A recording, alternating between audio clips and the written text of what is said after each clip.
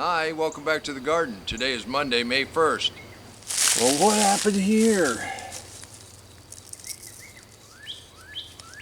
It got frosted last night. The last day of April, and our local weather channel said we missed the frost. Well, we didn't. Well, not completely. For the most part, the tomatoes seem just fine. There's a few squash plants that took it kind of hard.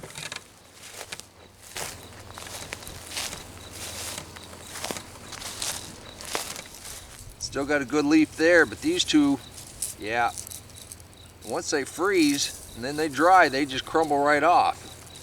One next to it got burned a little bit too. It's still got some really nice leaves, but this one, yeah, pinch that off.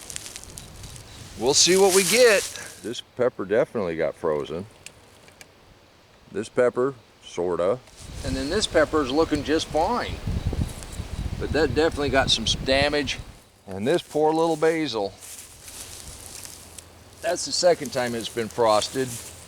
Now these super hots, these reapers, and that potato, they seem to be just fine. A couple of these cucumbers look like they got bit a little bit.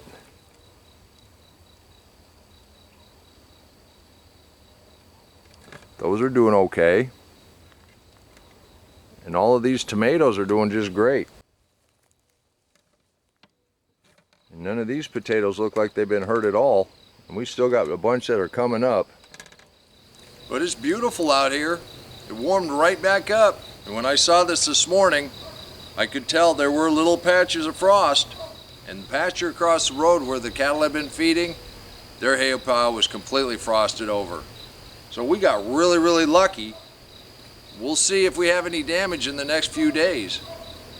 It's not like I don't have any extra tomatoes or squash to bring out. You know, I was gonna wait and put these out when they got a little bigger. They're a little bigger. They'll probably go out tomorrow. I'll replace whatever got hurt. And the tomatoes are looking pretty good, so I think everything made it. You can do this too. We came out here and gave this a little haircut so we had something to eat for dinner. It loved the cool weather. The whole point is just to extend the growing season as much as possible. And like they always told me, sometimes you eat the bar and sometimes the bar eats you.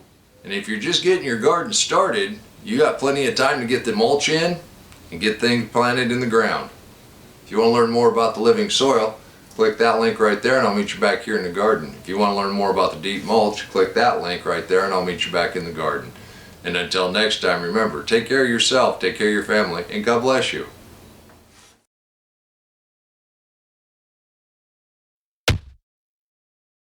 Come on, let's plant. Let's go plant garden.